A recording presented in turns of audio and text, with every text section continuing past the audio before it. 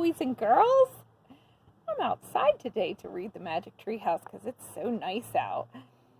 So last time we left our friends Jack and Annie, they had taken off in the moon buggy. Let's read and find out what happens today. Chapter 5 is called Hang On.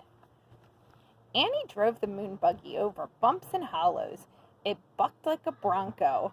I'm going through there? She pointed to an opening between two mountains. Jack held onto the dashboard. The buggy bumped toward the opening and shot through. On the other side, the ground was even rockier. Look, for the fourth M thing, said Annie, bouncing up and down. Jack groaned. Looking for anything on this wild ride was impossible. Slow down, he said. How? Try pressing the brake pedal on the floor. Slowly. Annie pressed the brake. The buggy slowed down. Jack sighed with relief. Here they are. They're going across the moon. What do they see when they're on the moon? Something we just talked about a couple weeks ago.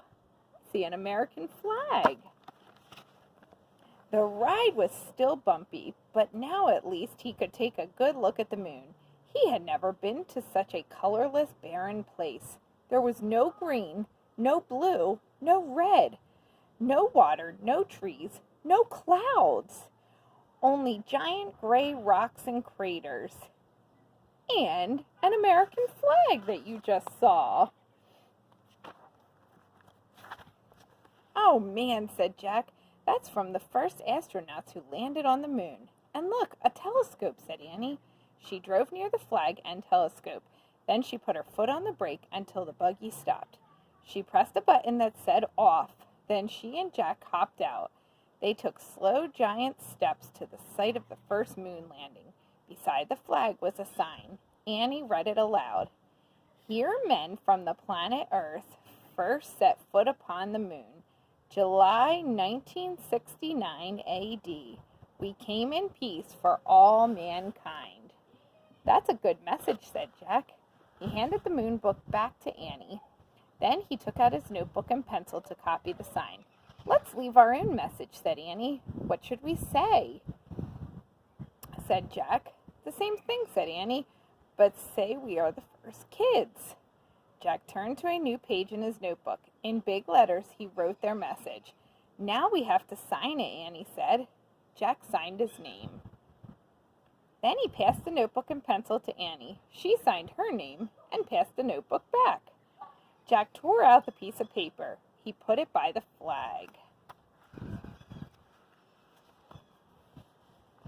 Today, the first kids from the planet Earth came to the moon.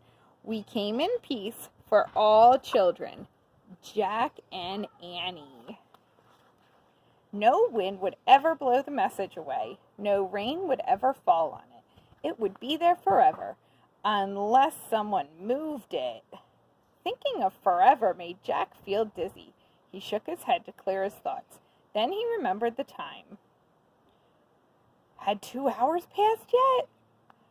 I wish I had a watch, he said, standing up. We might be running out of time. Oh, wow, a moon man, said Annie. What? Jack turned to look at her. She was staring through the telescope. Jack walked over to the telescope. Annie stepped aside so he could look too. Jack gasped. In the distance, something was flying above the ground. It looked like a giant man in a space suit. You see him? That's where we're going to stop today. You'll have to think about who you think that giant man in a spacesuit is, and we will find out the next time I see you. Bye, boys and girls.